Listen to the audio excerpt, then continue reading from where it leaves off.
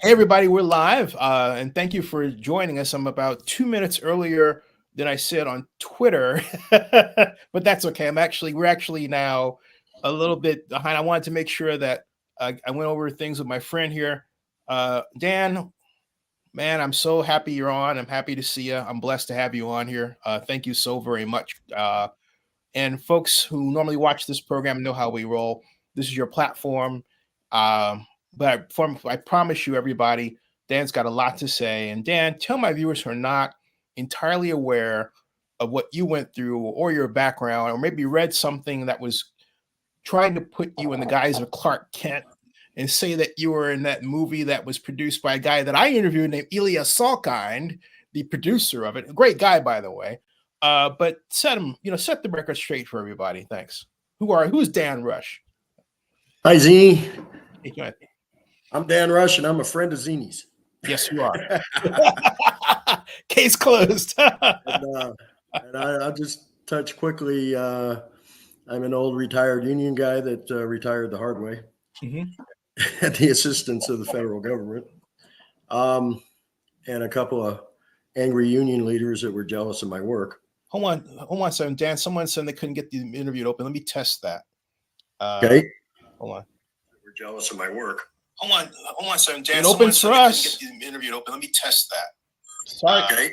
Sorry, Kim. It opens for us. Okay, Dan, keep going. It opens for us. And I guess I'm most remembered in my 35 plus years in the labor movement as being the guy that pushed for cannabis regulation, legalization, organizing the workers into our labor movement, and creating a safe, dignified, training, certification-driven, community-conscious, worker-friendly career model. Not just creating jobs, but creating careers. And doing that with folks that were not historically employees. As a matter of fact, none of them were employees of any sort of employer entity. And just sort of bringing some sensibility to something that was going on at the time. And back in 2008, 2009, I got started on this. California was in the crapper financially. Schools were closing, fire departments were closing, public safety and health services were being decreased. Communities were hurting, and the state was broke, and everybody was broke. The mortgage thing was happening. It was a depression, although they sold it to us as a recession.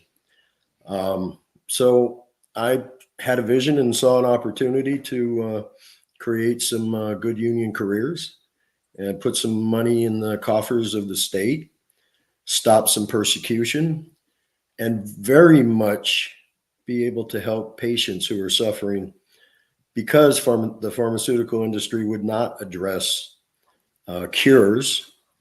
They were only interested in treatments, and they didn't want medical marijuana at the time because they couldn't capitalize on it. So I set out to do that. It was a vision I had. I was a political operative in UFCW at the time in my local 5, and going over initiatives that were filed with the Secretary of State one Thanksgiving weekend. I found an initiative. Actually, it was aggravated because all these potheads had all these initiatives filed with the Secretary of State, and it was my job. I had to read them all, and then tell our board and our members what they were about. So long about the 4th or 5th one I read, I noticed the address was the same address of the origins of my grandmother's retail clerks, which is now UFCW, my grandmother's retail clerks union. And it was just down the street on Broadway. So, we're 4th generation Oakland family. My kids are 4th, born and raised in the same compound. So I run downtown and I look around, and so I'm a political guy. I mean, that's what I do. That's what I've always done it for a very long time. And I know a campaign that has potential when I see it. So I have this vision. I see this campaign. I see the address. Have this vision, which I still have today. People working, sitting at home Thanksgiving. Mom works at the dispensary. Dad works at the production facility, or however that works out. I don't want to trigger anybody or offend anybody. Pension checks are sitting on the table from, their cannabis industry jobs. Families having a good time. We're having turkey. And I thought, man, I would really like to see this vision come true. I saw the trucks rolling. I still see it. I see the production facilities, people, clocking out at clock out time and clocking in at work time. And so I know a winning campaign, and I figured, you know what? I got to go look at this. It's down the street. I get up early Sunday morning. You want to see what a campaign's potential is? Get up at 6 o'clock in the morning on Sunday and go down to the office. If you find an empty building, either they have a lot of money or it's not going to go anywhere. So I get downtown to Oaksterdam, which was kind of new to me. And I peer in the window because there's all the campaign propaganda in the windows. And I look in and what do I see? 6 o'clock in the morning, Sunday morning, I see a bunch of haggard, young, determined people sitting around laptops with empty pizza boxes, cruddy coffee cups, ashtrays in this case, either with cigarettes or joints in them. And I see a flurry of people on a Thanksgiving weekend on a Sunday. And I'm like, well, you know what? That's a good sign. I knocked on the door. They let me in. They were kind of, I'm an old bike rider, right? So I go down there on my motorcycle, and I probably didn't look too polished, which I rarely do anyway. This is my uniform. You remember Zini? I don't think you've ever seen me without a Ben Davis and starched and iron, though, I gotta say. They let me in. They enthusiastically talked to me about their campaign. And I thought, wow. So I left there thinking, how the hell am I going to sell this to the union, right? I want to organize this industry that will be created from this initiative. And so that began the trek. And we didn't lose that. We didn't win that initiative. That was Prop 19. We came in at 47.8% or something like that. I mean, it was just this much of a loss, which in ballot politics means that's a win. Yeah. You just have to, right? You just have to run again. Right. And so we're doing the mole on your nose initiative, right? And we still come in that close. Not only that, we got Eric Holder and Obama's DOJ firing missiles at us. Yeah, I remember that. Yeah. Duck. Eric Holder, right? Yeah. Eric Holder comes to town. He's the attorney general. I'm going to indict everybody that has anything to do with it. I'm going to indict the city councils. I'm going to indict the state legislators. I'm going to indict your staff for touching, right, a piece of legislation. Yeah. Well, they successfully scared the hell out of it. And, in politics, we have demographics. We go after soccer moms, Joe lunch buckets, grandma and grandpa, the older crowd. We go after the whole, and we have little tags for those. And they successfully scared the hell out of the soccer moms. They're like, because the percentage of childbearing age women that voted was small. Mm-hmm. And the percentage of the child raising age dads was huge. Right? Absolutely. And so we got good news from grandmas. We got good news from grandpas. We got good news from every community you could think of, LGBT. We call ourselves liberals back then, progressives back then. We even got, good news from a lot of Republican districts that were historically just stuffy old white men that vote the way they vote. But they voted yes for cannabis. As a matter of fact, we were astonished the demographics that came in. So anyway, went to work around the country. Went to Denver, went to Washington State, went to Oregon, New York, Massachusetts, the whole Eastern Seaboard, took versions of that initiative and ran it as legislation.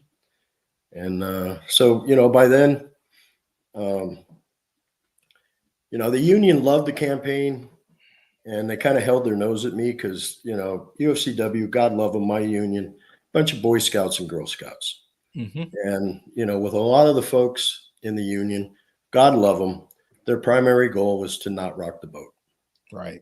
And you remember when we went after my my Democratic Party board seats, Mm-hmm. CDP, DNC, you were there. We started off together on those, right? Yes, sir. Yes, sir. And, so I've never been known for not wanting to rock the boat. Right. And so back down from a fight, but same thing, right? I'm from Oakland, man. Right? Perfect. I'm an East Oakland kid. Yep. So, and God forbid me, I like to be, careful about what I say these days. In my case, so many colloquialisms, or however you put that, got so mischaracterized. Mm-hmm. And so much stuff that I said and did in my case got so mischaracterized by, devious people who are professionals at mischaracterizing things, fabricating things, creating groups of people that are, as a group, fabricating and mischaracterizing, and, directing a group of people. And, everybody knows about my case. As a matter of fact, today's my first day off parole. Yeah. Delighted. Yeah, I'm honored to have you here. That's how does it feel? I mean, well, let me ask you a question, just based in part on what we discussed. But was there a time when you went back, if you look back and think, okay, this is when I knew things were going to go south? Do you remember when that might have been? Yeah. The day I left the Prop 19 campaign office. Wow. Gee, what happened? Well, Zini, what we did was had never been done before, and we did it in the face of, Right. And aggressively, to impact the pharmaceutical industry, to impact the justice industry, to impact the prison industry, to impact the dialogue that had survived and thrived over 100 years. Yep. 100 years ago, they started, reefer madness. Mm-hmm. And I remember that. That whole thing was targeted at hemp, right? Mm-hmm. Literally. Yep. So they came up with reefer madness because they couldn't demonize hemp. And hemp is one of the most fantastic textiles. It's one of the most fantastic agricultures. It's a plant that actually remineralizes soil. In my work, I discovered, why we had a dust bowl? Nice. Because they stopped growing hemp in the soils in between the crops. Huh. I did not know that. Yeah. And nobody ever wanted us to know that. They never wanted to admit it. They went after hemp. I mean, they demonized cannabis because it was the only way they could get rid of hemp. Timber, oil, the Rockefellers, I'm sure they're not going to be happy about that. The pharmaceutical industry, the cotton, textiles industries all got together and said, if we can get rid of hemp, we can all make a lot of money. Mm-hmm. Petroleum in those days was not oil was not the primary fuel back in the Industrial Revolution, right? Right. That's right. It still shouldn't be. Mm-hmm. This is the 21st century. Mm-hmm. We can separate molecules on the moon. I'm sure we could make something to run our engines more efficient than digging up old dinosaurs and old trees. And there must have been a lot of dinosaurs. There were. Must have been a lot of old trees. And So hey, anyway, by the way, you know, they're trying to remake them too and bring them back to life. Right? Right. Well, we got CERN now, so we can shift realities at will. So anyway, I was up against all that. I knew it, and I knew that it would be the fight of my life, and I knew that it's my life's work, and it still is. And you know, today, my partners and I, we're building holding companies, and you know, at that time, I knew it would be a fight. I didn't think it would be the fight it was. I never imagined that a U.S. attorney would come up with tens of millions of dollars to come after me, and get federal agencies to dedicate lots and lots of people to circle around me, to have contact with me, to manipulate me, to read fabricated scripts to me, to put me in scenarios that were just, you know, I just never thought that they were. I didn't think I was that guy, right? Yeah, right. Just some kid from East Oakland that's out here trying to, you know, do something for working people. And then I never imagined that they would go after my lawyer to get to me. and to use the crimes my lawyer was committing, almost all of which I didn't know. And I gotta say, you know, when that guy told me that he had gotten some money for a building thing I'd been working on my family's property for a long time. Oh, by the way, tell the name of your lawyer, by the way, so those who not, you know. Oh, let me spell his name for you. It's T-E-R-B-E-E-K. His first name is Mark, M-A-R-C, and his middle name is Lawrence. Mark Lawrence? Mark Lawrence Trebeek. Yes, I know the name. Yep. Yeah. Sat and testified against me for hours and hours. So it signed bombshell affidavits and declarations that said that I was all these horrible, despicable, sociopathic, rotten, mean, threatening, horrible guys. I haven't been able to talk about that in depth until today because I wasn't allowed to. You know, my parole, which they call supervised release now, which in my opinion makes parole look like kindergarten. Wow. There were so many things I couldn't say. There's so many things I couldn't do. There's still things in my case that I can't produce documents from, although I understand that I can talk about what I've seen. And trust me, my lawyers and I are going to go back and try and open that case up and get that gag order lifted so that the real story can get told. And Tom, you remember you writing to me on, we were messaging each other on Facebook, and then openly you're saying, you know, I'd love to talk, but right now, you know, I can't say anything. This has gone for some time. And sometimes I would get mad, lose my lunch and say things. But I never said anything I couldn't say. I never committed a crime. And I got to tell you, and I've never made any bones about this. Zini, I'm from East Oakland. I'm going to do what I think is right.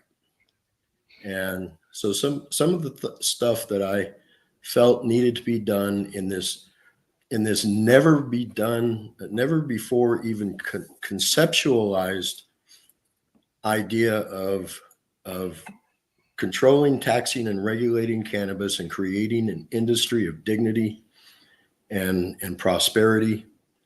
I never thought that I just never. There's two ways I want to go. One of them is, well, let's go the way that we talked about, because the other way I wanted to go was basically to congratulate you on what you did, because it's a different world now, wouldn't you say? Oh God, yeah. And I got to tell you, every time I walk into a dispensary, I have a spiritual experience.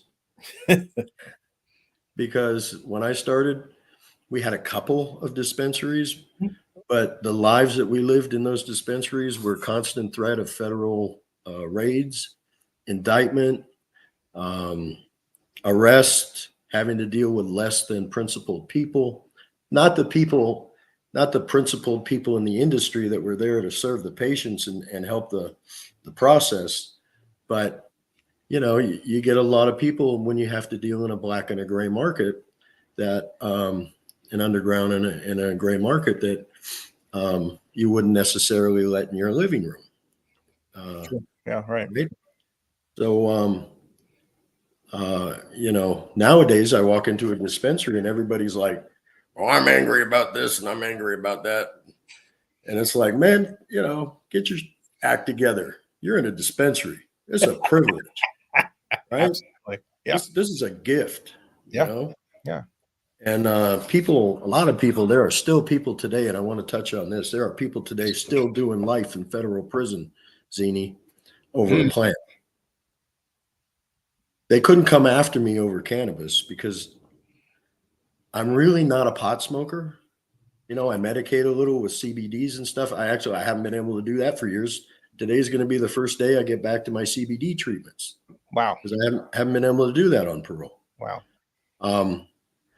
Dan, what's amazing on that note, just for a second. Huh. I'm in Fayette County, Georgia. Over next to the Kroger is a CBD dispensary here in the Bible Belt. I just wanted to put that out there. Right? Yeah. Isn't that great? Yeah. I mean, truth be told, I'm not a smoker or anything like that, but I've never opposed this because it helps people with cancer. And it's a market that should be opened up and allowed to flourish with the right protections.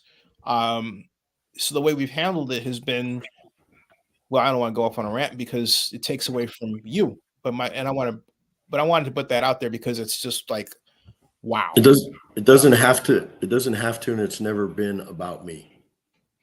It has been about our crew, and it has been about the people that we set out to help. It's just that I'm the guy that took it in the shorts over it. So that was about me. Let me ask. But the thing that to touch on what you just said, Zini. Sure. One of the reasons I dedicated my life to this plant and to creating this industry, I've seen people with Parkinson's be able to sit down and talk with folks calmly and with a really diminished symptom of their disease. In other words, and I'm sorry to do this, but in other words, to go from this with 2 hits of this and to be able to sit down and talk to their loved ones, hug their families, hug their kids, be hugged. You know what? It's been worth it, and I'll do it again. And as a matter of fact, I'll keep doing it. To see, you remember the girl we all called Little Michaela? Yeah. Okay, well, and I'm going to leave her family's name out because they always preferred to. And a lot of other people aren't going to like to hear this because they all want to take credit for whatever. And anybody that had anything to do with making it happen, I'm all for them. Right on. Thank you. When we first found her, and when we first found a little boy named Jaden David, whose father actually got prosecuted and locked up for allowing his son to be treated. And I can't remember what he had, Dravet's or Tourette's. Tourette's. I think it was Tourette's. Yeah. Do you remember the whole thing we did in Berkeley? Right. Barbara Lee. I remember a chapter and verse, but I remember it. Yeah. And today I have a nephew who's making medicines, and he is curing cancer. And I mean, this is another kid, East Oakland kid, grew up in the hood, just like the rest of Diamond Boy. It's what we call ourselves, was Diamond Boys. To see all that and to know it's there was a lot of what also propelled me and helped me to get the attention of other people to come in and help us, political people. At first we would go to Sacramento or to the Capitol in DC, try to talk to legislators, and behind closed doors they'd go, "Don't drag me into this." And later on, weeks later, they're in the newspaper saying, "Okay, well, we're not opposing it." And one even said, "Well, why are you coming out like this?" And he said, "Because Dan Rush forced me to." And You, it you wasn't. didn't have a gun to his head, did you? No. It was like I took him by the hand and I forced him to look at Michaela, to look at Jaden, to look at Parkinson's patients, to look at the reality. And that was what it took. There was a time when lobbyists could not go to the industry could not go to Sacramento and hire lobbyists with cash money. And I'm talking cash money. Lobbyists would tell them, I can't take your money, right? I can't. Later on, I'd circle back and get them to put that money into campaigns for initiatives and signature gathering drives and other stuff, building coalitions. You couldn't hire people to work on cannabis when we started. Wow. And it was for those reasons. Yes, create those jobs. Yes, help these people that are suffering. And now today, let's expand that market. There's a couple of million people a day that go into dispensaries. There's 200 million people a day that go into grocery stores. That's in North. Hey, and that's what. Go ahead. Oh no, I didn't want to interrupt what you were saying. Go ahead. That you were. Day before yesterday, we saw that Health and Human Services got a letter from the Biden administration saying, please, prepare, consider, explore going to the DEA and asking for rescheduling from Schedule 1, hard narcotic, to Schedule 3. Right. Frankly, 3 isn't good enough. It needs to go to Schedule 6, 5 or 6. Can you talk about those schedules real quick before we, just for those who are not familiar with how that works, Well, Schedule 1 is like absolute, you can't touch it. It's nothing but a narcotic, a deadly narcotic, addictive narcotic. There's no medical use for it. There's no opportunity to study it. You can't possess it to study it. You can't hold it. You can't look at it. You can't be around it. Individually or as an entity or an agency or an organization, even medical science cannot study this, right? That's Schedule 1 in the Controlled Substances Act. So there are 4 things in there: cannabis, cocaine. No, I'm sorry. Cocaine is Schedule 2. Cannabis, methamphetamine, heroin, and there's 4 or 5 things in there. Cannabis is in one of those. So in other words, it's classified as a deadly drug that is only destructive and has to be treated like a bag of COVID. You just have to run away from it. So now HHS, Health and Human Services, federal agency under the Health and Human Services Secretary in the Biden administration. And this is what I'm preparing to do. I'm preparing to go to DC, start putting back together that coalition. Because frankly, and this is going to make a lot of people angry, but too many people, lobbyists, staffers, caucus members, resources, have been too comfortable with just setting up weather balloons about regulating cannabis, about creating banking. And it's just fallen into this process of, it's easier to send up a weather balloon, tell the industry that you're trying to do something, and then let it go at the last minute. Let it get dealt off in another, for another bill or another piece of legislation, another piece of policy. This never happened because people said it's the right thing to do. It always happened because of political pressure, media pressure, scrutiny, and just, real diligence. And I say that from the perspective of, you can't settle for no. And I don't mean that in any other way than I'm not going to settle for somebody pissing on my shoes and telling me it's raining. On that note, I want to ask you, we talked about the East Bay Express piece that I alluded to in the words here, title Pot union organizer Dan Rush pleads not guilty to corruption, attempted extortion, and money laundering. And we went, and I'm not sandbagging Dan. I went over this with Dan, so he knows what's coming, and he agreed to, set the record straight here. I welcome it. I welcome it, Zini. Yeah, and it reads, Dan Rush, the longtime face of union efforts to organize America's cannabis industry, pleaded not guilty Wednesday. This was 2015, specifically the date being September 24th, 2015. Pleaded not guilty Wednesday to federal charges of corruption, attempted extortion, and money laundering. Rush, an Oakland resident, faces up to 20 years in prison and fines of up to $500,000. A federal grand jury in Oakland indicted Rush on September 17th of 2015 with charges of taking illegal payments as a union employee, honest services fraud, and other crimes. That indictment came after a bombshell affidavit and the case became unsealed in August. Rush was arrested on August 11th of 2015 and posted bond for $500,000. The affidavit and indictment contained a litany of charges. I'm going to stop right there for now, because you said to me that that you had a lot of pointed, really valuable statements to educate us regarding this, and I'm zooming in on it. This paragraph. Go, Dan. Set the record straight.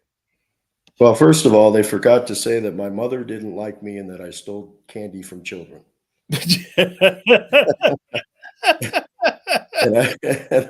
and I work part-time as a big bad wolf. But I was clear to those charges too. So, Zini, and the perfect example here is the bombshell affidavit. Yeah. So in my case, and I got to tell you, I've been around for a while. I'm not naive. I knew that the federal government and the justice system could be scoundrelous, but I had no idea that A, I would deserve their A game or be subject to their A game, and B, their A game of being scoundrels, or B, that they would just use the tactics they use. Those bombshell affidavits and declarations, they're not declarations of what people saw. They are scripts that were written by federal prosecutors, and they're scoundrelous paid informants and immunized informants. They're scripted affidavits, they're scripted declarations.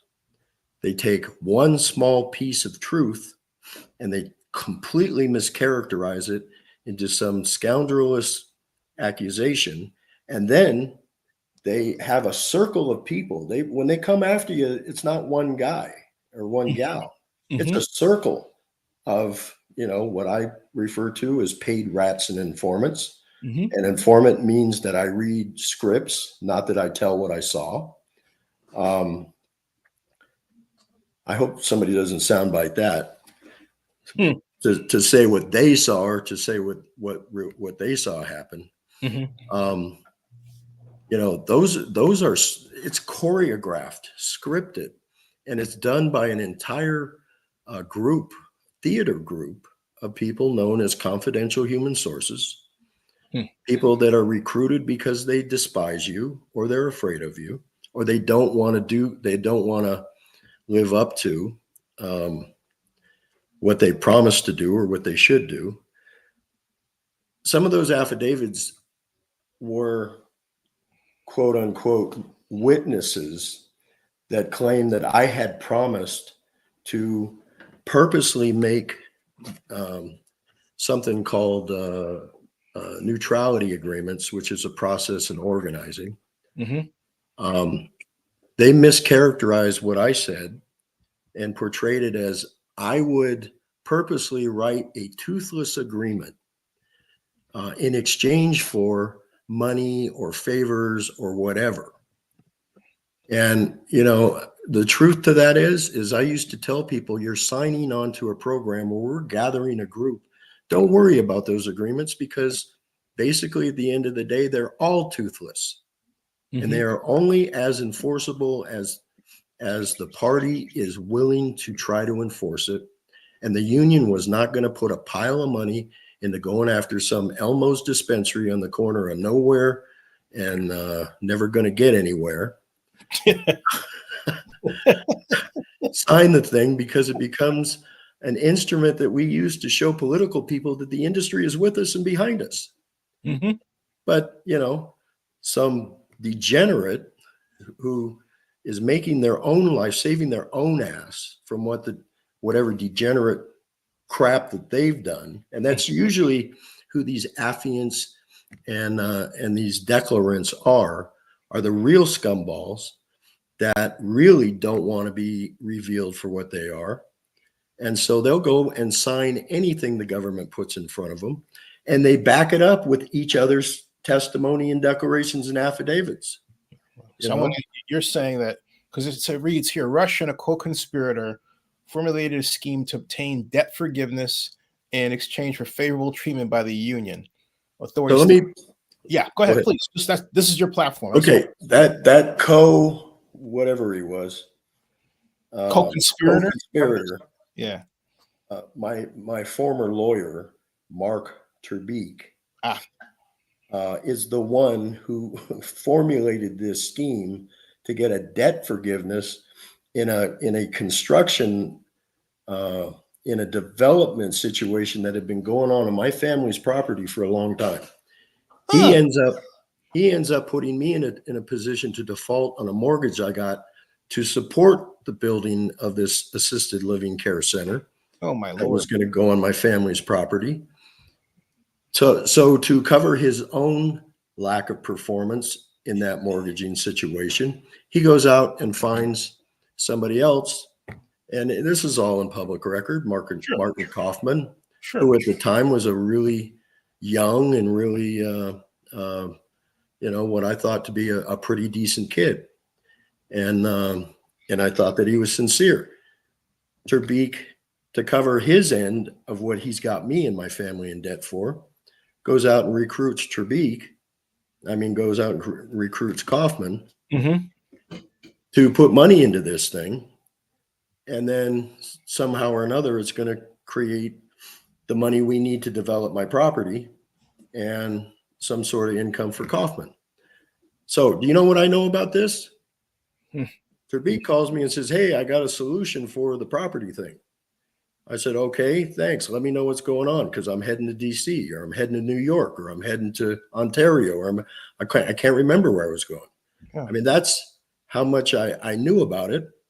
And then suddenly I got this kid showing up at my house with $500,000 in a FBI script, $500,000 in a grocery bag, saying, here's the money. And I'm like, whoa, hold on here a minute. I call my lawyer.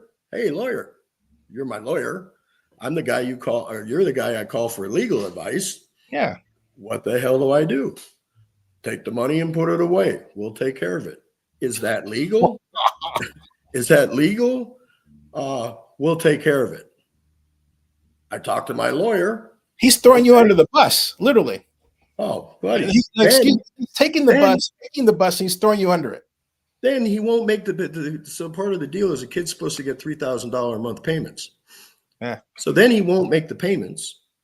Then he calls me up and says, we're going to screw this kid. And don't worry, I'll take care of it. I'm like, hold on, man. Whoa, we're not screwing anybody. And, we're not screwing anybody. So you got to figure this out. We got to figure this out, whatever. Next thing I know, I got this kid and his partners calling me up saying, your lawyer sent us a note saying that if we don't forgive this debt, that he's going to call the IRS and he's going to have somebody deported and and I'm like, what? And he says that it's all you telling him to do this. All me telling him to do that. So Zini, I don't know what to say. You know what? The one thing I did do or didn't do is I didn't call the FBI and tell them that my lawyer was putting deposits into the bank of $5,000 each that he did tell me about. And he said, don't worry, I'll take care of it. I'm your lawyer. I got it. So But in court, that got turned into me sitting in a coffee shop ordering him to make these deposits, to do it this way, to tell that kid nobody's paying him back and he better let it go.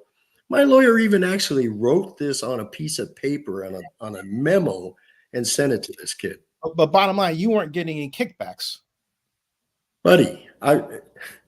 If anything, that's what it reads. Like, it says the indictment also charged Rush with taking kickbacks. And what you told me, it's like you were taking a kickback. Periodically, I'm the one that had to take the money from my pocket and make the payment to the kid because the lawyer didn't or refused to. And the deal was structured so that the lawyer had to make the payment. He was the lawyer for the development. He was the lawyer for our family trust. That's what he was supposed to do. So, wow. my job was to, keep working. And so, I mean, the whole thing. So here's a series of crimes where all the federal witnesses, the government rats got together and said, yeah, Rush made us do it because that's a script that was written for him. And they verify it because this witness verified it and that witness verified it. This witness verified it. It's just, these guys are, man, they're scary, Yeah. So this is what you wrote. It says, and it rightly says here that Rush is innocent until proven guilty. His not guilty plea Wednesday came with a strident statement online. He wrote on Facebook, yes, I was indicted today. Why? Because I refused to be their rat and spread their rat fabricated cases to other people in our union and labor movement and some other good and decent people, lifelong friends, elected officials, and others in the cannabis industry and political movements. And yes, even the ones I don't like. And they had to stop one of their scumball paid rats and his son and friend, in my case, from stalking me and my family everywhere, including court. And I misspelled Mark Turibik's last name. It says 4 of Rush's associates, including his attorney, Mark Turibik, recorded conversations with Rush for federal anti-corruption investigators as part of a multi-year investigation. Turibik is pleading guilty to related charges and cooperating with the government. So basically, he's threw you under the bus. To save his own ass. And they're prosecuting me for basically what were his crimes. He did in my name. Yeah. I'll tell you, Zini, you know what? I don't want to make this about them. I just want to say,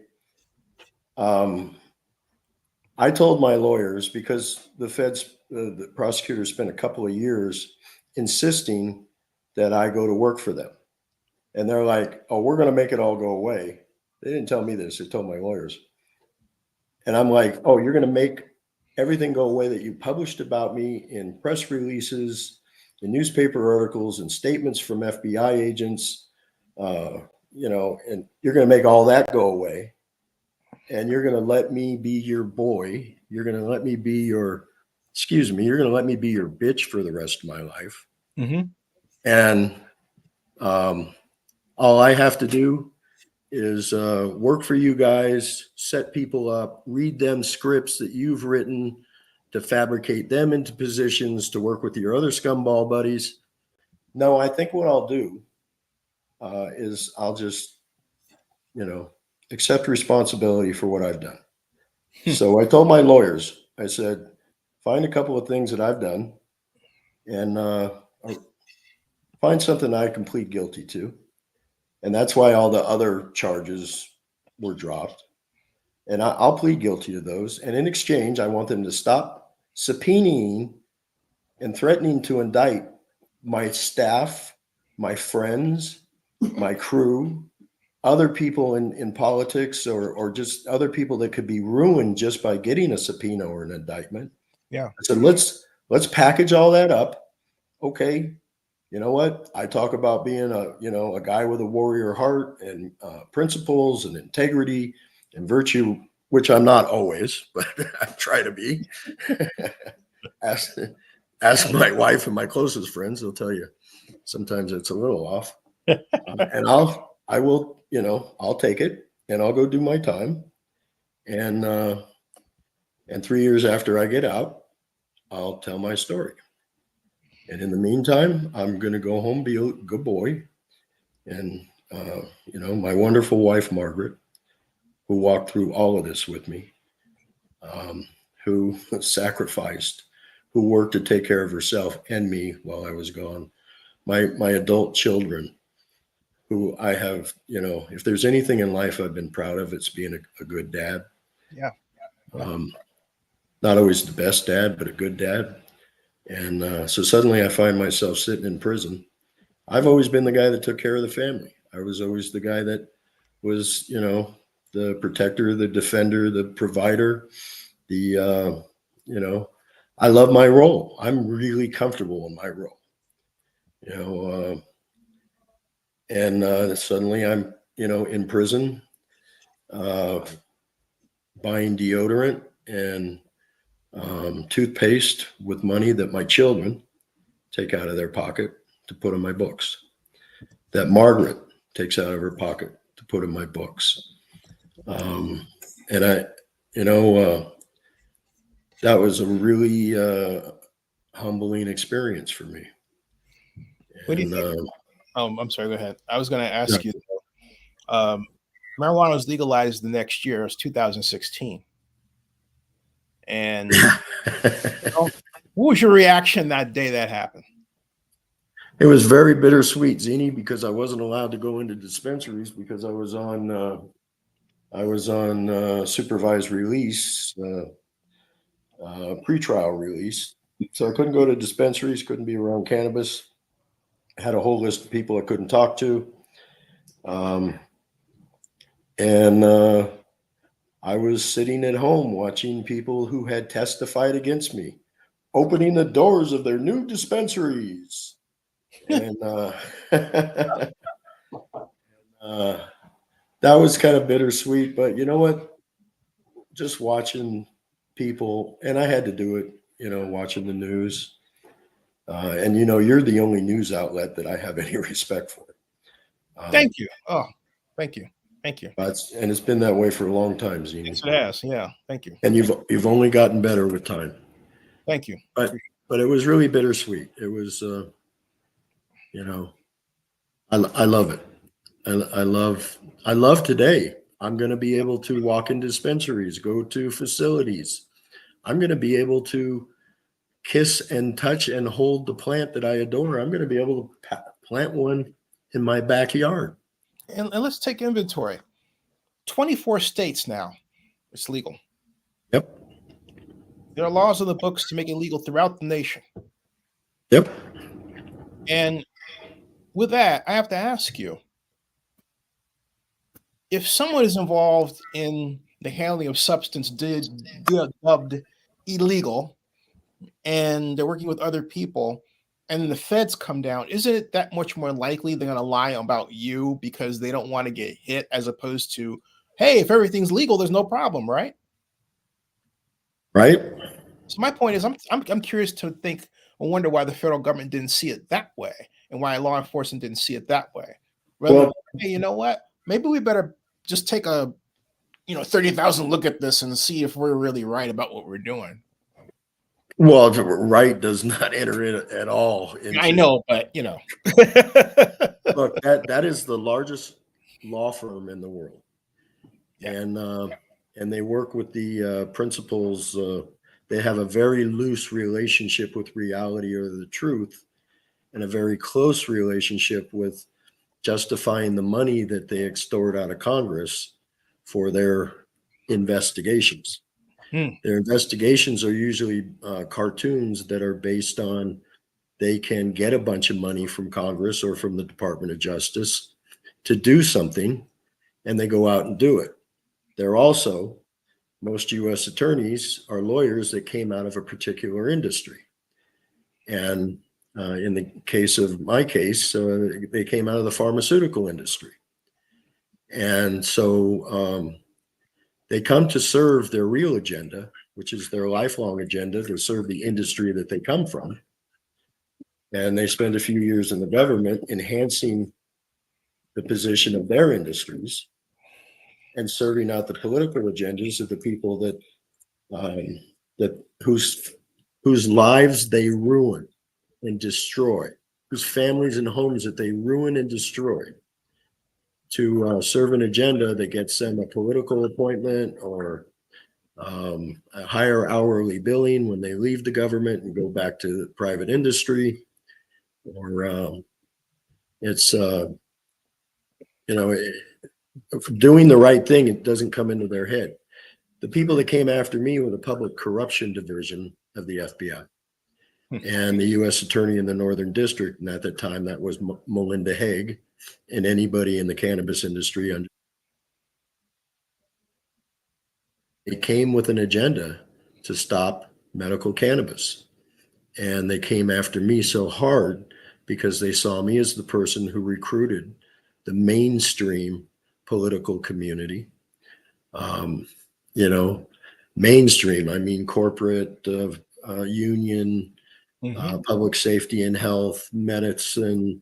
That's what I do. I build coalitions, and I build coalitions of stakeholders and then coalitions of communities of interest. Community of interest isn't necessarily stakeholders. It's people that are going to be impacted by whatever your politics, whatever your initiative or legislation is. Hey, Dan, I gotta ask you. Yeah. I think part of also the money that was fueling this were from interests who had literally set up a gravy train of their own, making money by getting young black kids arrested and adults, black folks who were involved in the sale of marijuana because they couldn't get money in the other way, and they were. Zini, even today, the percentage of African Americans, BIPOC, non-white people, and I got to tell you, I'm not a fan of woke. You know that, Zini. I know. Yeah. I'm an old-fashioned guy. I hate everybody equally. I pick on everybody equally. I come from an Irish Catholic family, and we practice ironism, which is, we agonize everybody. But the percentage of people that have been disparately impacted, that have been marginalized historically, is very small in the industry. And so, there was, I look at this 30,000 foot view now, and I see where, the government. Just not to forget my train. My point is that, when they throw people in prison, they get money for the people that are in prison, right? Oh, buddy, it's a huge industry. Right. So if it work with me, all of a sudden, there are all these folks who are being let out of jail because they're thrown in jail on trumped up marijuana charges. This person had like a microscopic gram or whatever, and they were caught at the airport. Next thing you know, they're thrown on the hoosegow for 2 decades? That sort of craziness. You basically played a role in destroying that. A lot of the policy we wrote at first was equity based, but we didn't call it equity then. Oh, Kim calls you the Irish agonizer. She's laughing, right? The Irish agony. You gotta love it, man. That's a kind statement. Irish hassle works too.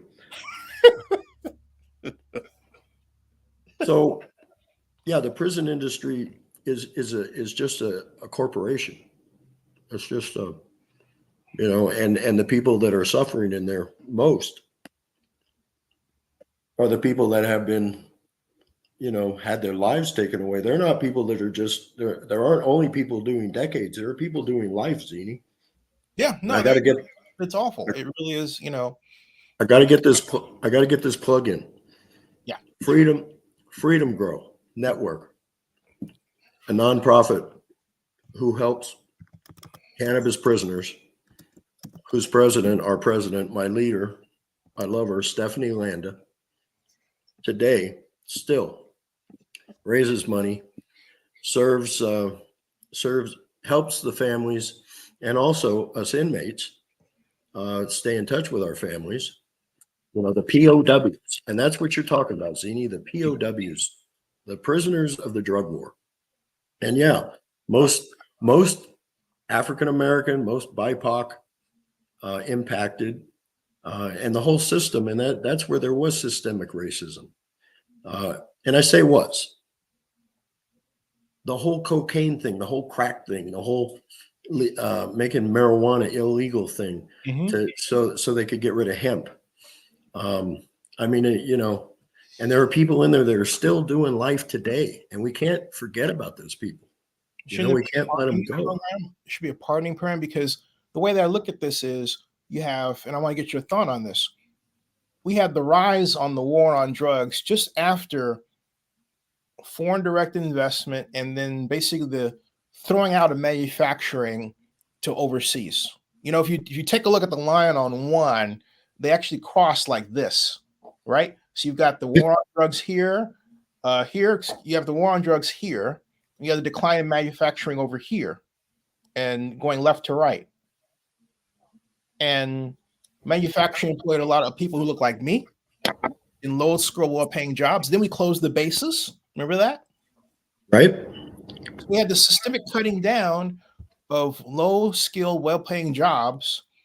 And now you have folks who are saying, hey, where am I going to get my money? And then the kids come in who sometimes are the children of kids who had kids, or having them as kids when they're like 18. And so they don't know how to make money. And so they feel, not that they have to, but if you're not programming or anything else, they feel like they have to turn to selling drugs. And they're coming into life. Right. And then get this. I'm going to throw in the till and then I'll shut up. I was writing for the Montclarian, my first job as a news person, 93 to 96, 96. In 96, I interviewed a guy named Gary Webb. Gary Webb had alleged that the CIAs are running drug money. Up in there.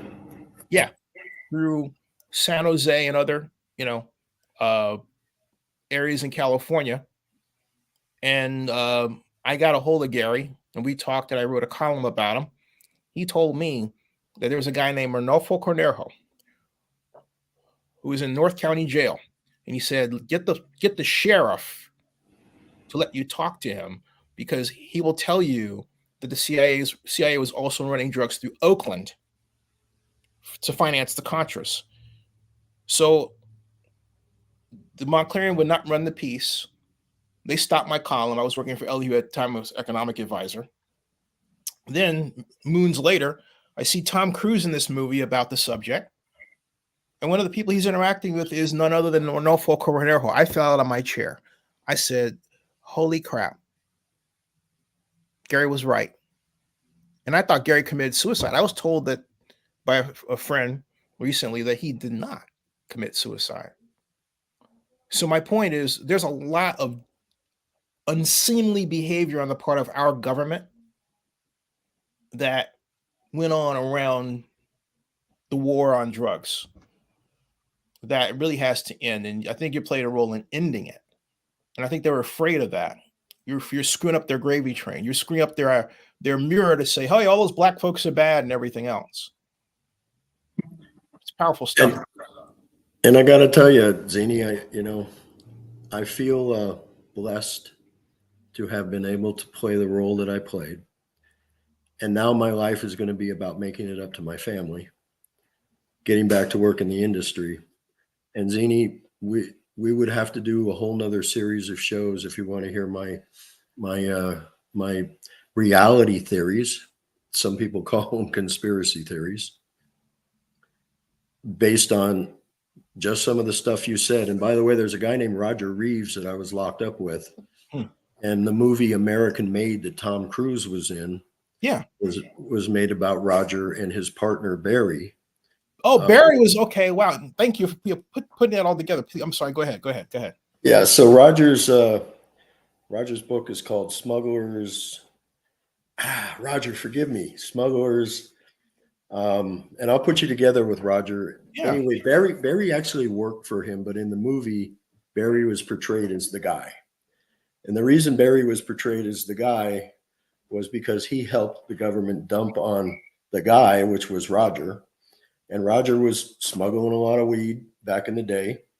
And somewhat of an activist of himself. He did 33 years for a period of time. We weren't bunk mates, but we were in the same section of the prison.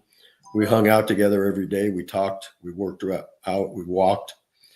Let's see. What's that say? Oh, Dan Rush needs to produce a Netflix show. Politics, drugs, prison, government outreach. His life has it all. He's right. You got something. He's right. Thank you, John. I think that was John, my brother-in-law. Nice. It was one of my favorite people on the planet.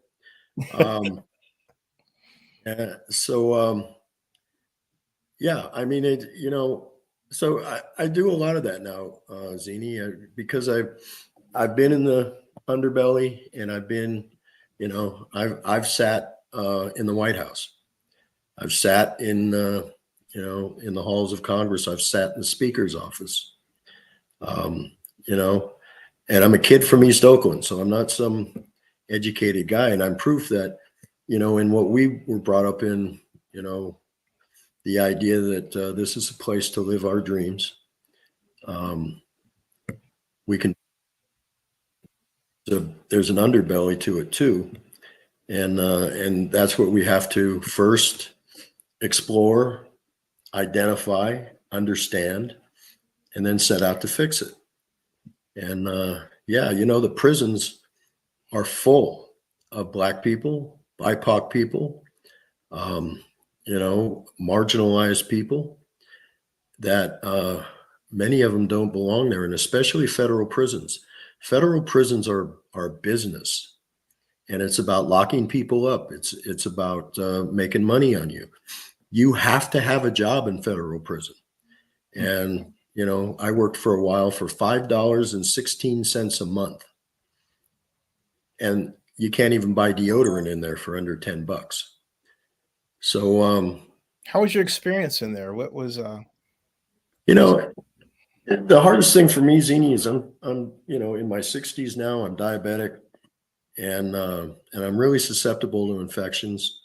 So I actually ended up in the hospital a couple of times there, scheduled for amputations of my right leg because I kept catching infections from the showers. The federal older prisons are filthy. They're disgusting.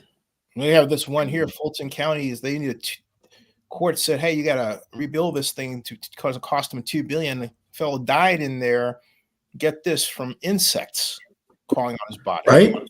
Oh yeah. Ridiculous stuff. This is stuff scabies. They ought to be locked up for. They're filthy and they are life threatening from the point of view of bad health. That's why I say this to everybody watching, particularly young Black kids. I don't care what anybody tells you. Be nice to the police. Be respectful. Be old school about it. I don't care what you think about it. You think I'm being, Mr. White Guy or something? I'll say, yes. So what? Just do it. Just save yourself the trouble. Right, Dan? Hey, right, Zini. Save yourself the trouble. Spend some time, taking any good opportunity you can get to do something for yourself. So many of our kids, we got generations of kids that are emotionally and spiritually disabled. Yes, sir. Because of their environment and because their parents, for whatever reasons, addictions or just lack of opportunity. And, we really got to do things for everybody, and especially young people, giving them a start. One of the things I was really into was, so many kids, so many Black kids, white kids, all kids that had been arrested for marijuana one day after they turned 18. So now they're going to walk around in life with this police record. Yeah. And there over 4,000 people were released from prison one day. And I think it was in 2015. That's right. Yeah. Because of what we call McPherson now. And by the way, don't blame me for that. My work in it was only half done when I got indicted. The rest of it was done by some people that had absolutely no idea what they were doing. But we specifically put that in there for people that had marijuana convictions and drug convictions. And, we needed to do that. And now we need to free the people that are in federal prison. They're doing life, Zini. I mean, doing life for nothing other than a marijuana conviction. Roger Reeves was in there for smuggling drugs, and Roger did some crazy stuff. I mean, Roger broke out of prison in Australia. He broke out of prison in South America, but he was a guy that was actually working for, I don't want to get into agency names because, that's his story to tell, not mine. Mm-hmm. But this was a guy who was working for people that were involved in the process of arming countries and communities to fight in their countries. And you know what I've discovered that was all about? Yes, sir. Buying arms. It's not about freedom. And I'll tell you, just like this Ukraine thing, it's about buying the arms from the industry that makes money on it. Why do you get into a war you can't win? Right? Who's going to win? The people selling the arms. It was the same thing with the Contras and the Reagan people and Ollie North. And I know, people have different opinions about it, but the reality is when we get into wars that only serve one winner, that winner is the people selling the arms. And, in the drug war, we got into a war that was only serving one group of people and demonizing the rest. And, that's a lot of what I want to work on now. I also want to finish building this industry, making it federally legal, and in our case, helping the people that are suffering the most now, which were the legacy people that started everything, and especially the farmers up here in the Emerald Triangle. Margaret and I live up here in Mendocino now, and my partner Dan lives across the street. We moved here specifically to bring some life back to the industry because everybody else is going to make money, and the people that gave their all, the multi-generational family farms, they're artisans. They're not drug dealers, they're artisans. And they're going to struggle in a corporate environment. But Dan and I and Linda and our partners, we're building holding companies specifically designed to bring that legacy back so that it can compete in a corporate world as a corporate entity, but still preserve our legacy way of life and our family farms and the generations of family that grew up that do nothing but cannabis, that live for happy spotted owls, that live for healthy watersheds, that are good families that take care of each other and their community. And that's something else I'd like to talk about at some point. Sure. Is the work we're doing now. I want to ask you in the time we have, just because I can keep it forever and I want to do that. But have you had a chance to look at how Oakland is handling cannabis business? Because they had a guy in the city administration office. He's still there. But I'll just stop it right there, because what are your thoughts? I think that Nancy Marcus and Greg and the people in the city administrator's office have really done an outstanding job of bringing things to the surface and also dealing with the struggle of state agencies. Mm-hmm. And, the fact that not only do we need city permits, but we also need state licenses. And I'll give you one example. Now that I can work in the industry again, we've got a company there, a family company that Margaret and I are part of. Our partners, we're all partners. And we're going to have to wait 2 years to get a sprinkler certification to do the cultivation. Jeez Louise, 2 years. And that's not the city. I mean, those are other agencies that have to come in to allow the city to come in and do it. And so, did anybody talk to Gavin about this? Well, I haven't talked to Gavin for 7 years, and I think everybody knows that Gavin and I were pretty good friends. Yeah. So sure, yeah, I intend to talk to him about this and other stuff. And Zini, I'm beginning to revive my political work. You know, I want to go to DC. Thank you. And we're asking people to get involved and build coalition with us, and so we can go make a difference, because we can have a safer act that provides federal banking, and we can have FinCEN allowing banking to happen in North America, and we can have regulation.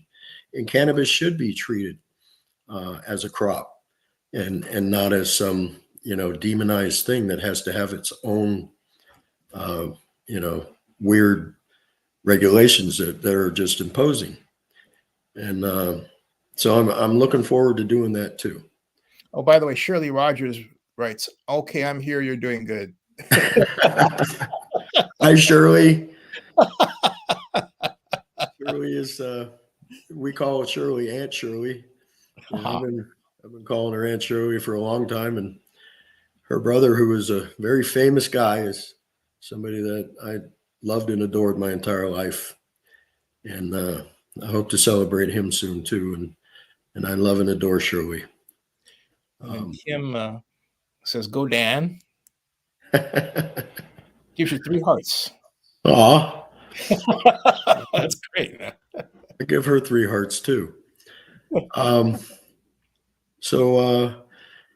I want to pick up my work again, our work, and make it right this time. One thing that I couldn't understand, explain to people in the industry back in the day, because literally these were folks that had 2 million buried in the backyard, 80,000 in their pocket, and 400,000 in the trunk of the car.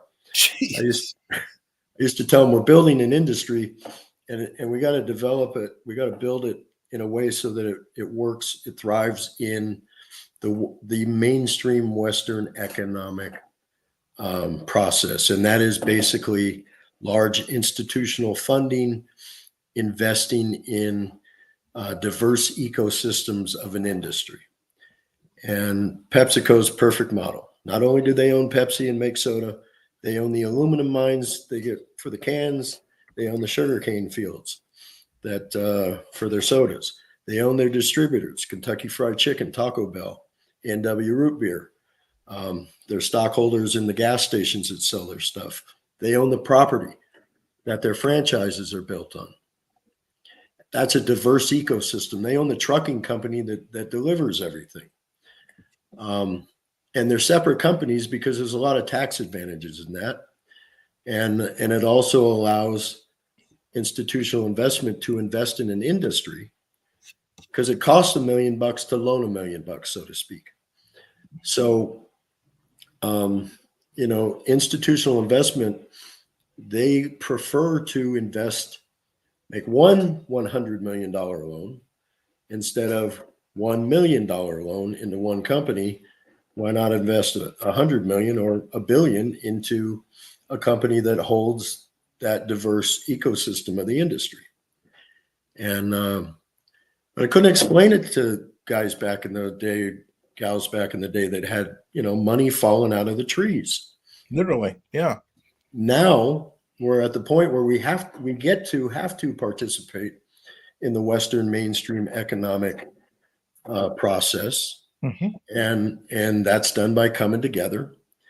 And so we live up here in the Emerald Triangle, the legacy people that we should all yearly come up and say a prayer and thank for the sacrifice that they've made, along with the people that are in prison doing life to get us to where we are. And our holding company is about the Emerald Triangle. It's about the Napa Valley of cannabis. It's about where it started, the artisanship, the family farms. And because family farms are not going to be able to compete in this new corporatizing industry that's going to result from the rest of legalization. And so what we've done is built a holding company so that our legacy families and friends and farms can be a corporate player but live in a healthy, family-driven world and keep their farms. And we're going to compete in the corporate market. And I got to tell you, we're going to be tough. We're going to be good because folks shopping on those dispensary and grocery store shelves are going to be buying cannabis that does have happy owls and happy watersheds, and granddaughters, artisans work that they learned from grandma and grandpa, and so we're really excited about that too. Maybe we can do another show on that. But we have to. And then there's people that I know. I don't know if she wants her name out there. I'll just say a friend of mine, Phil Tagami, had an aide for a long, long time and went in the cannabis industry. And now she's started her own very successful company. I think you're talking. Well, I know who you're talking about. Yeah, and I know if she wanted her name out there or not, but well, she's got a podcast, so she's watching. Come on the show. Hey, What do you think I'm about always people like her who are really killing it, or trying to really taking advantage of the legal world of cannabis? right. Yeah. So I want to, I want to take advantage of it too. I want my family and the people that got us here and the people that are still here with us. I want us to thrive and flourish. And I'm not a union guy anymore, so I can be a corporate profiteer. And it's completely legal. And I got to tell you, it's my turn. Have you met the current mayor yet since you've been out or around? Or I have not. I don't live in Oakland anymore, Zini. that's right. You're in Mendocino, right? You left in 2021. You left just before the change and everything. What prompted the move, by the way? The opportunity to come live in the Emerald Triangle here and be at home with our farmers and friends and families. And I can't stand the traffic anymore. The homelessness is heartbreaking to me. And just the whole, you're an Oakland boy. I mean, Oakland, Reno's going to have to forgive me for saying this, but we were the biggest little town in the world. Yeah. And multi-generational Oaklanders, we all knew each other, and we loved and preserved and enhanced our town. And now Oakland is just this place that it's soulless. I'm sorry. I can't live there anymore. Expand on that. It's just not anything I know, Zini. It's just the homelessness is horrible. The filth, it's just heartbreaking to me. This is the first years since the 1860s that Oakland has not had a rush living in it. Wow. So my kids have grown up now. My daughter's a JD now, and she's married my daughter Kelly. She gets embarrassed when I talk about her, and I don't like people not liking her because they know that I'm her dad. Which used to happen to her at the city because there was always people that like you and don't like you at the city of Oakland. So she left the city of Oakland and now she's working at the city of Concord. And my son, he's got a thriving business. We'll always be Oaklanders at heart, but until Oakland gets its shit together. We lost 4 professional sports teams. Right? Yeah, 4. Warriors, the Raiders, the Athletics on the way out. The Oakland Panthers became the Bay Area Panthers 2 years ago. And what caused? I mean, profiteering caused a lot of that.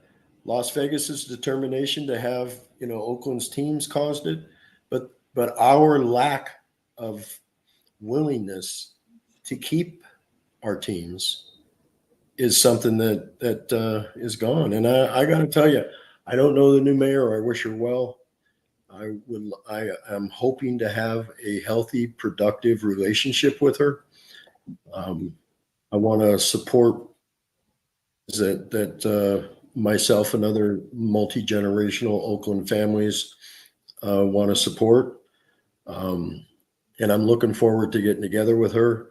You know, Dan Calva's still there, and I love Dan. He's running for Senate. Right? Yeah. Right? On the Senate, I should have meant that. Yeah. Yeah. I think you ought to stay put myself, but that's just me. So I'm looking forward to meeting her. I haven't met her yet. And I think Dan would be a great senator. I just think he should stay put. I'm just saying. So, but right? Yeah. Stay put, Dan. Actually, we love you. He's termed out. I forgot about that. So he's right. Oh.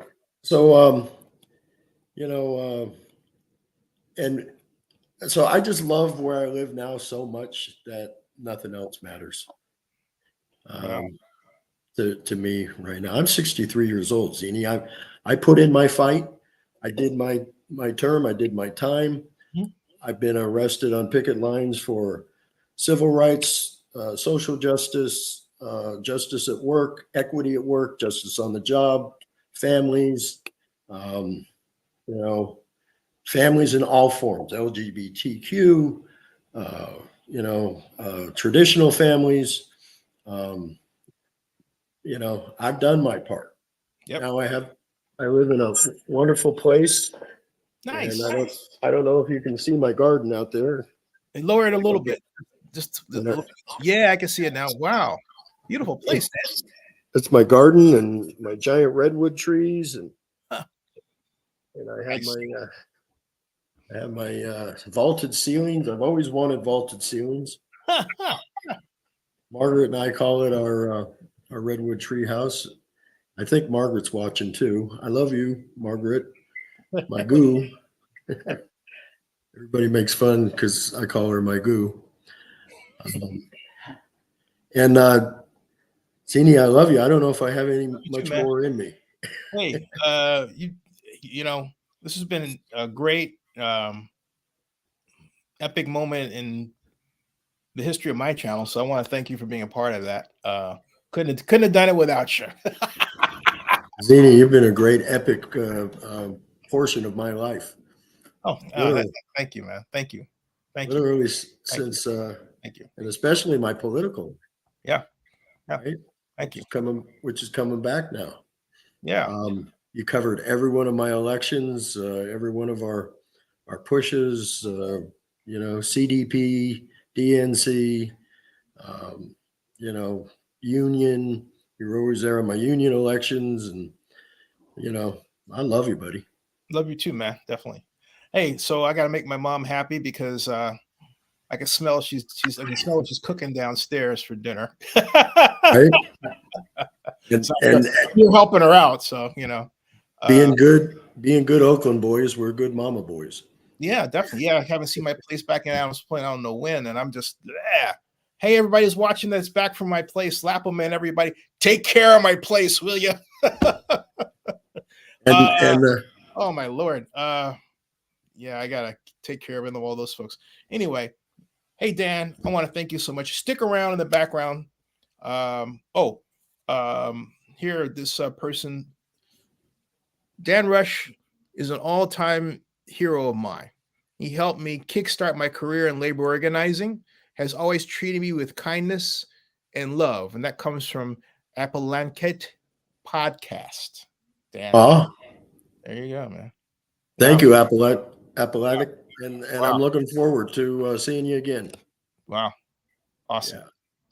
All right. Hey, Dan, everybody subscribe to Zenny62. Bookmark our new news site, ZennyReport.com, Zenny62.com, and Oakland News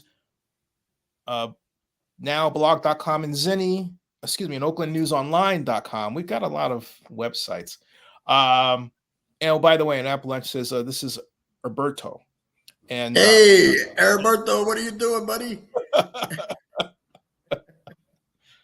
This is a nice. So Dan, stick around in the background, folks. Hey, everybody, we'll be back later to talk more about The Oakland Athletics headed to Las Vegas. What do you think about that, Dan? Wow. Okay. Well, Vegas is my other home now. I love Las Vegas. Yeah. I love And, Las Vegas. And we've got great friends there. Jerome Baker, which is a artistic bond company, been around forever, Grateful Dead oriented. Jason and Jordan are like family, and Jen Solis, all like family. And I'm going to be making, when I'm not in Mendocino, I'll be in Vegas or DC or Sacramento. And I love Vegas, but I'm pissed off that they stole our team. I got to tell you. Well, you know what? I'll let you know a little secret. If the mayor had hired me, and people don't like I'm saying this, but I'll say, if the mayor had hired me as project manager for Howard Terminal, the A's would still be here, because we would have gotten the tax increment financing district off the ground in a timely fashion in 2020. We wouldn't have wasted time. We had gotten our stuff done with the county in the fashion it should have been done in, instead of Libby coming on to my show later, like 2020 July or 2020 July 20th, 2021, and saying, well, we just don't have the staff for redevelopment. She's talking to a guy who was hired to do redevelopment, as an intern at 86. Okay. So people don't like when I say it. I don't care, because it's true. Right. It's true. I'd have gotten the job done. But the current people that did it, the project manager they had, Dan, I'll send you the video, starts off by saying, the first presentation to the county, okay, hey, I'm in Hawaii with my kids, and basically, hey, sucks to be you because you're not here. Who starts off a presentation on the city's largest economic development project like that? Right. That's Oakland.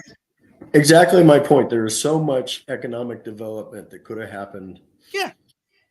That it's just, and so the stuff that didn't happen, plus combined with the stuff that has happened, is just heartbreaking to me. Yeah, absolutely. So, and I got to tell you, I'm ready to lend any hand or effort on any project to make Oakland better, and to support anybody politically or community or corporate that grassroots driven to help our city. And it'll always be my city. But I'm living here on the Mendocino district of Oakland. Nice. Talk about North Oakland, right? There you go. Yeah, that's north. That's like hyper north. All right. We're on that note. Dan, we're gonna have you back. Stick around, don't move, folks. Everybody, again, subscribe to Zenny62 YouTube if you haven't before, and please bookmark Zenny62.com too. That ends this broadcast. Thank you.